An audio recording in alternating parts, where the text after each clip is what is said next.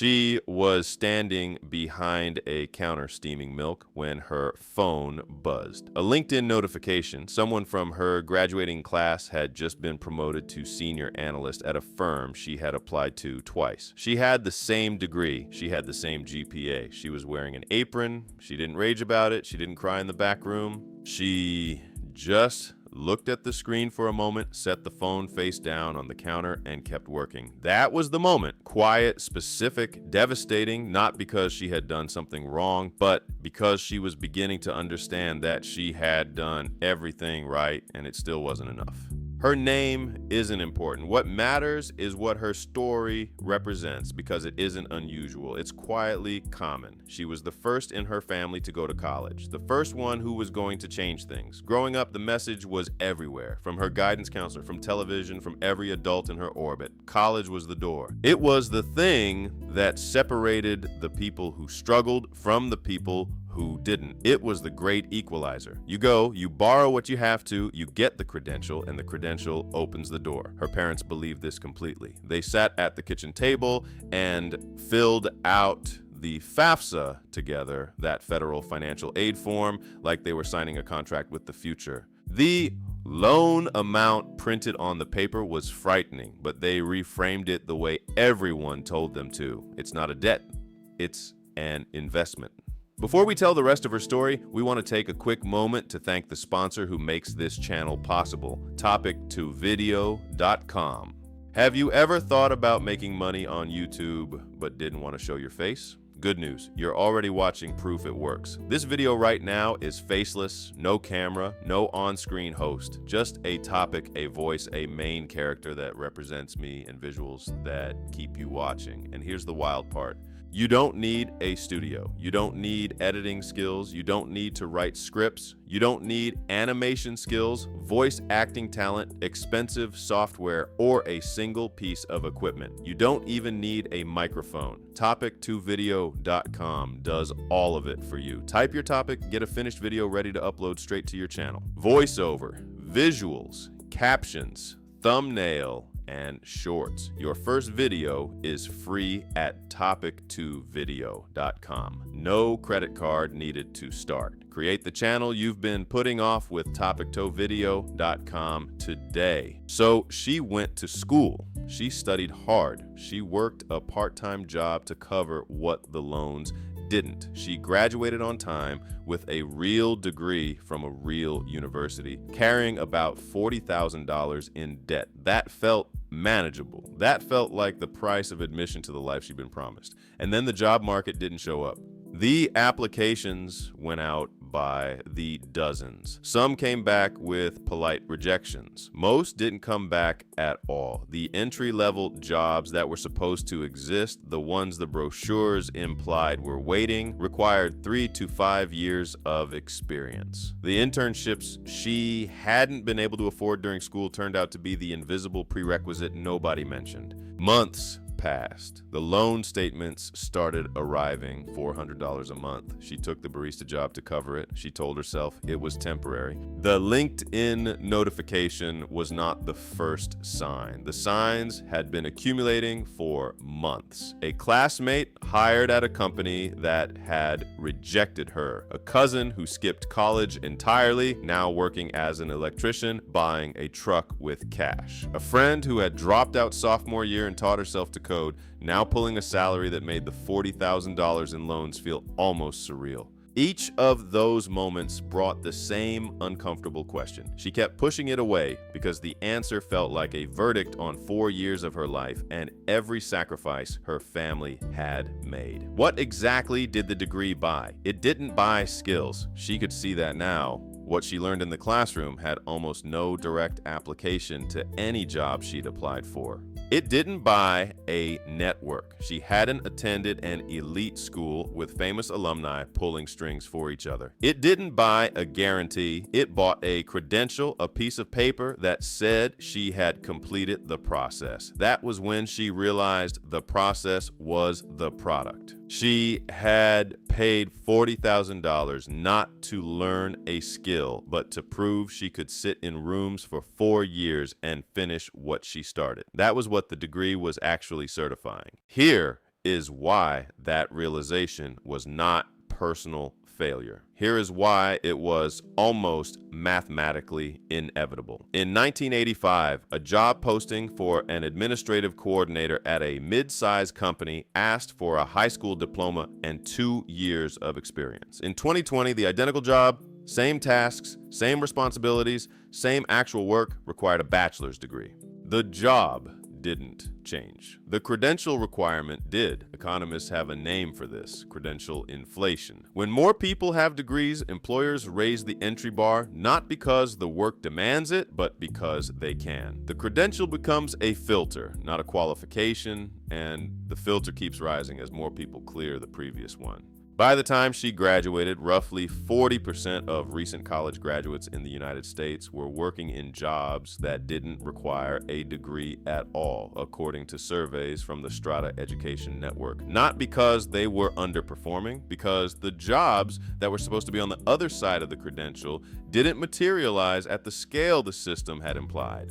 A labor economist named Michael Spence developed a framework for this back in 1973 that describes exactly what happened to her. He called it signaling theory. The idea is that a degree's primary economic function is not to transfer skills. It's to signal to employers that you are the kind of person who can follow through, handle complexity, and complete a long process. The degree filters applicants. It doesn't train them. That signal worked beautifully when only a fraction of people had it. When the signal becomes common, when everyone holds it, it stops distinguishing anyone. It becomes noise. And the people who spent $40,000 to acquire it are left holding a credential that the market has already moved past.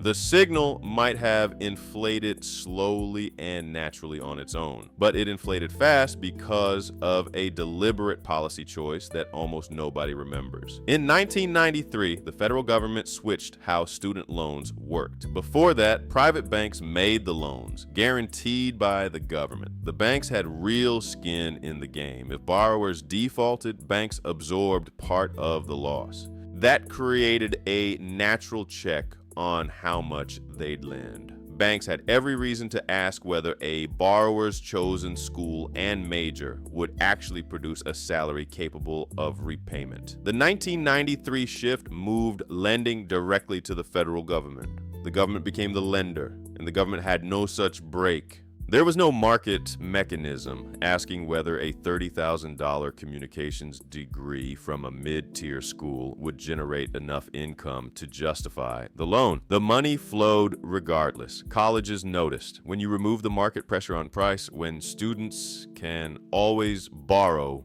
whatever the school charges, schools raise prices. Tuition, adjusted for inflation, rose more than 1,400% between 1980 and 2020.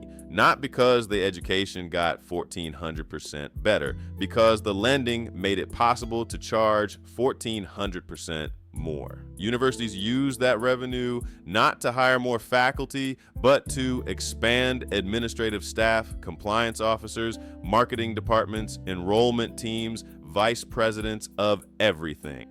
Administrative positions at American colleges grew 3 times faster than faculty positions from the 1980s onward. The schools were optimizing for enrollment volume, not graduate outcomes. She didn't know any of this when she sat at that kitchen table filling out her FAFSA. She was a rational person making a rational decision inside a system that had been engineered to generate enrollment, not to deliver on the promise it sold.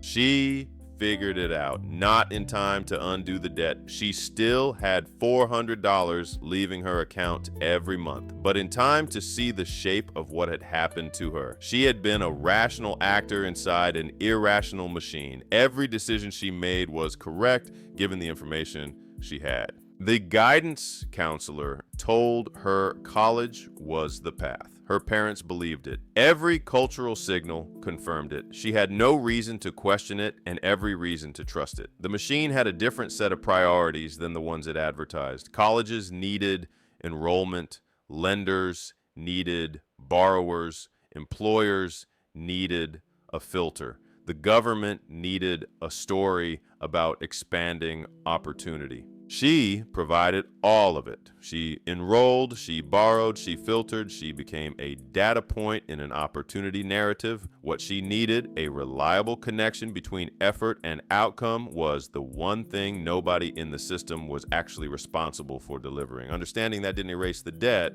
but it did something important. It moved the verdict off of her. If you are watching this and you haven't made the bet yet, here is what she would want you to know. The credential still exists. For certain paths, medicine, law, engineering, nursing, it is the path, and the economics still hold. An engineering degree from a state university carries lifetime earnings that dwarf the cost of borrowing, according to Georgetown University's Center on Education and the Workforce. The signal still works when the field demands actual licensed competency. But for a wide range of degree paths, communications, general business, social sciences, liberal arts, the math has quietly inverted. The average debt load entering those fields now exceeds the salary premium they generate over the first decade of a career. You are borrowing against a return that may not arrive or may arrive too slowly to matter. Meanwhile, the alternatives that were made invisible, skilled trades, technical certifications, apprenticeships, employer-backed training programs, have been running in the background the whole time. A licensed electrician in 2025 earns a median of $60,000 a year with no student debt and can own a home by 26. A plumber in a shortage market earns more than the average humanities graduate will see in 15 years. These paths were never inferior. They were just systematically excluded from the conversation that happened in guidance counselor offices. The credential system is also cracking in real time. Companies like Google, IBM, and Amazon have dropped degree requirements for large categories of roles. Not out of charity, because the credential stopped predicting competence reliably enough to be worth the filtering cost. When the filter stops working for the employers, the signal collapses from both ends simultaneously. None of this means college is a mistake for everyone.